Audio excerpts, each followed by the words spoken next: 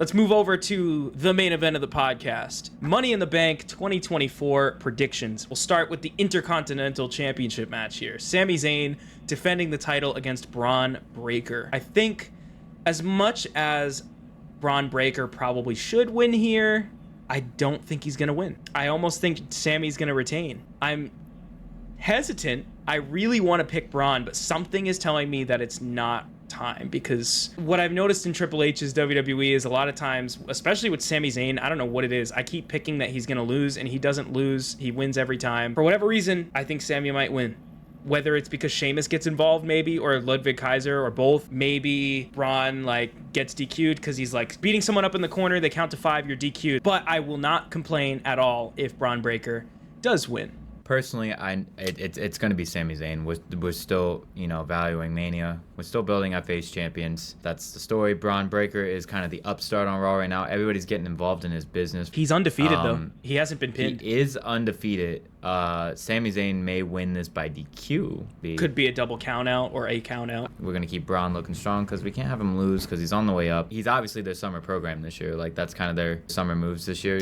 There's usually some if they run it back, he's winning, no problem. I don't see that. Maybe. I don't see that either. I don't Really? see Braun holding a title for at least this calendar year. He's going to be world champion when Raw goes to Netflix within the first year. I don't want to make this unanimous, so I'm just going to say this. I think Braun's going to fucking murder Sami. I think that could be where they go to. I seriously think Braun just kills him.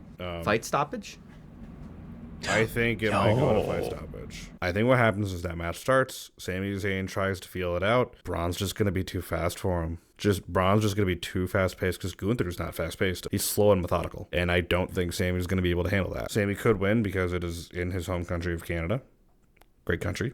Or, if you want to make a statement, to have Braun kick the shit out of him in his home country.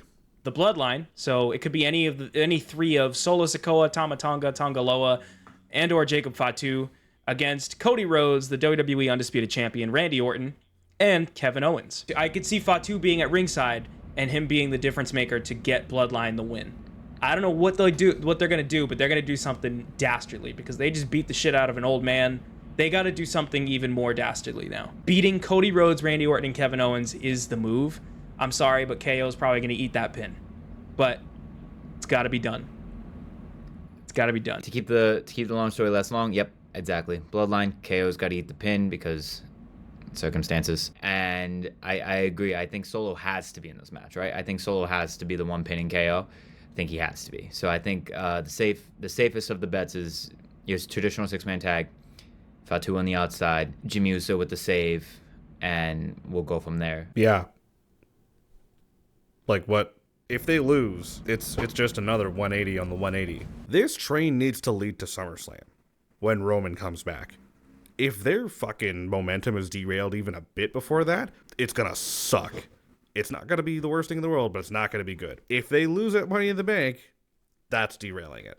For the World Heavyweight Championship, we have Damian Priest defending the championship against the inaugural World Heavyweight Championship, because this is a new lineage, let's not forget, Seth Rollins. And if Priest wins, Rollins can never challenge again as long as Priest is champion. And if Rollins wins, Priest must leave the Judgment Day. Call me crazy.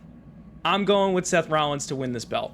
I think that SummerSlam, I think it's kind of laughable that people are expecting Damian Priest and Gunther to be a marquee match at SummerSlam. I'll say it. I'll say it now. The IWC is going crazy with this Damian Priest Gunther match, and I really respect and admire Damian Priest as much as the next guy. He's doing great work. He's not this marquee match at SummerSlam level yet, especially when, and Priest still has a long way to go on the mic. I still feel like I don't know what his character is. I don't know if he's this dark gothic dude or he's this too cool machismo, El Campeon, I'm the guy, laughing at everything people tell him to try and intimidate him. That's what we've been seeing more of lately, is this El Campeon laughing at what everyone's telling him, and it's not working for me. It's not doing it. It's not believable. I'm not buying it. The best scenario would be that Rollins wins because then he gets a marquee match against Gunther and Priest leaves the Judgment Day. Am I a fan of this hot potato thing? No, because Gunther is going to beat Seth. But do I think it's more entertaining to see what happens with Judgment Day if Priest has to leave? Yeah, I do. I think that's the most intriguing story, is what happens with Judgment Day if they lose their literal leader. Their leader who said that he doesn't need Judgment Day, the Judgment Day needs him. I think that's an intriguing as fuck story. And this whole thing of, oh, if Priest wins, Rollins can't challenge again. Wow, so he won't be able to challenge for a month. Great. I understand the marketability of a Seth Rollins and Gunther way more than a Damian Priest and a Gunther. That makes sense to me. I still think that Damian has earned that marquee match. Not that Seth hasn't, but I think that Damian has earned that. He got his pop at WrestleMania. Losing here is not the move, unfortunately. It's unfortunate for Seth, but it makes Damian look better going into that inevitable L against Gunther. I am of the side that says he's going to retain.